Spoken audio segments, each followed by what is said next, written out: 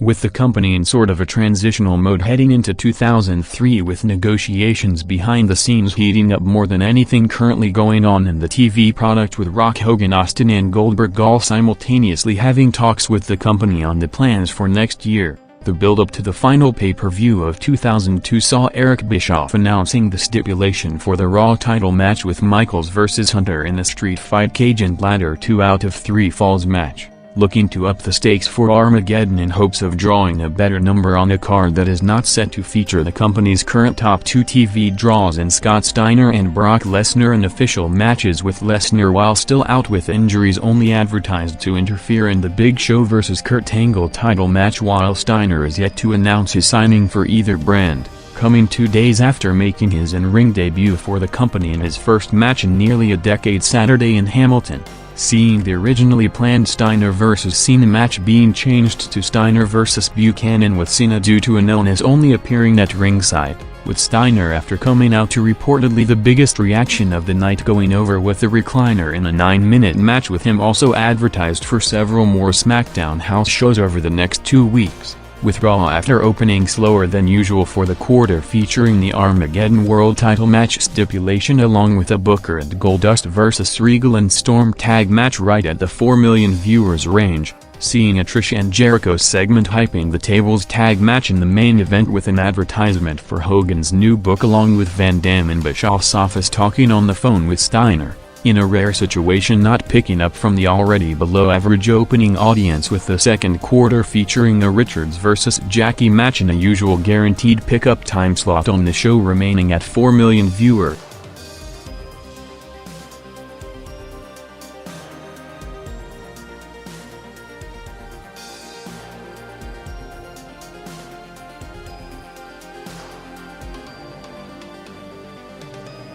After a Hardy and Michaels backstage exchange, with both taking subtle shots on the way to Jeff's match with Triple H, including Michaels giving Hardy tips on how to beat Hunter and Hardy offering advice to Michaels on how to win the ladder match on Sunday if it gets to the third fall, followed by a new match combination midway through the first hour with Van Dam vs. Batista going 3 minutes in the third quarter, further cementing Van Dam's position around the main event area being a thing of the past for the foreseeable future after headlining Raw the past 2 weeks in singles matches against Michaels and Hunter to mixed results, seeing Raw despite the higher profile match with Flair, Van Dam and Kane all out for the post-match brawl still remaining at the same 3 rating and 4 million viewers, marking an almost unprecedented viewing pattern for a 2-hour broadcast of Raw, with barely any viewership movement during the entire first hour to make it the least watched 45 minutes of the show in nearly 5 years, topping even the 5-year low number on November 11th, with the first hour overall at a 3.1 rating and less than 4.1 million viewers, ending up the lowest rated hour of Raw since a February 23, 98 show went up against a near-record audience on Nitro at its peak run.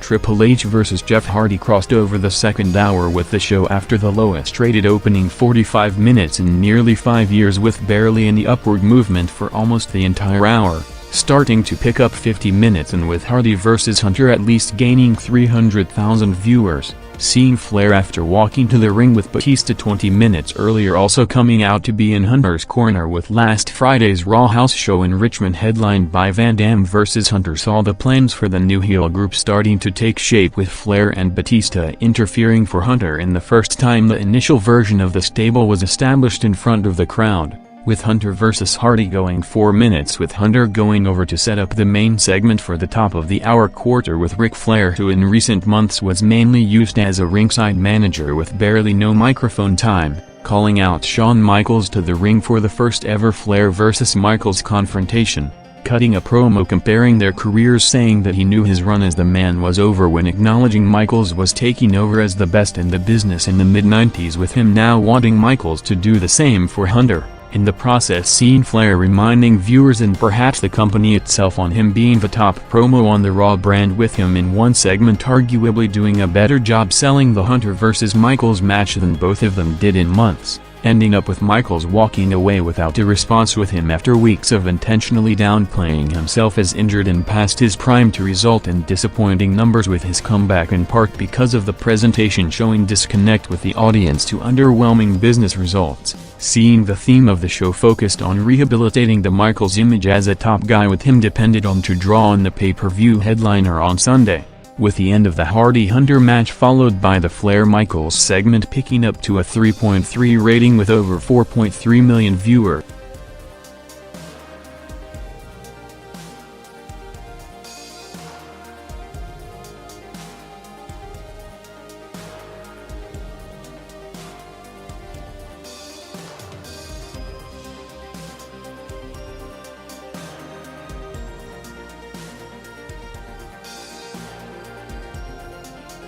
With preparations for the 10th anniversary Raw special in January increasing by the week, with the company set to accelerate the hype over the next month, including releasing 4 special collector's issues of the Raw magazine with Austin and McMahon, Rock and Hunter, Brett and Michaels, and Foley and Taker on the covers. Jim Ross on his weekly report officially announced the details of the anniversary show during the week, with it in a surprise not about to take place during a Raw broadcast with potential to draw a massive boosted audience, but as a separate TV special on TNN on Tuesday, January 14th, hyping a huge show with surprise guests saying that he looks forward to see who accepts WWE's invitation to be a part of it, with Raw next after a Kane vs. 3-minute warning handicap match with Van Dam interfering to set up their new partnership, seeing a Randy Orton segment in Times Square with his return now targeted for February 2003 as the scheduled 4th member of the Hunter and Flair heel group on Raw, followed by the company running down the Armageddon card featuring Angle vs. Show for the title, and the 3rd Michaels-Hunter match with unknown drawing expectations for Sunday in the final pay-per-view of 2002.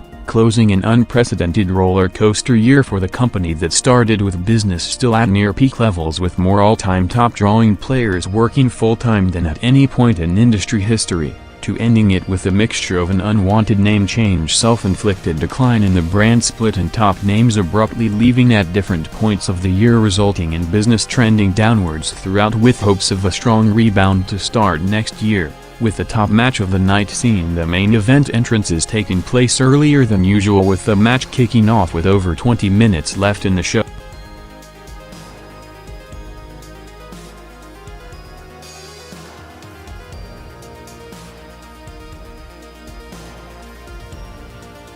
The Dudleys and Trish vs. Jericho, Christian and Victoria in an intergender tag team tables match went 15 minutes in the main event over the entire final quarter, with the match, which was promoted throughout the show, in a drawing test for the majority of the wrestlers usually not involved in the top advertised match of the night, seeing it drawing by far the biggest viewership jump of the show, with over 500,000 viewers to peak the 10:45 to 11 p.m. quarter with a 3.7 rating, with 4.9 million viewers and a strong rating gap from any other quarter rarely seen on Raw in recent months. As a result, with the combination of the main event gain and week first hour driving Raw's biggest hour-to-hour viewership increase in over 4 months, with 500,000 viewers distance between the hours, in a viewing pattern that in the current TV season looked to be a thing of the past, ending with Trish powerbombing Victoria through a table to go over just as Raw crossed past 11 p.m. with the show closing segment seeing Hunter and Flair, after being called out by Michaels for a parking lot fight, walking out of the building, to end with Michaels laying them out before jumping from a production truck on Hunter in the final selling image to the pay-per-view,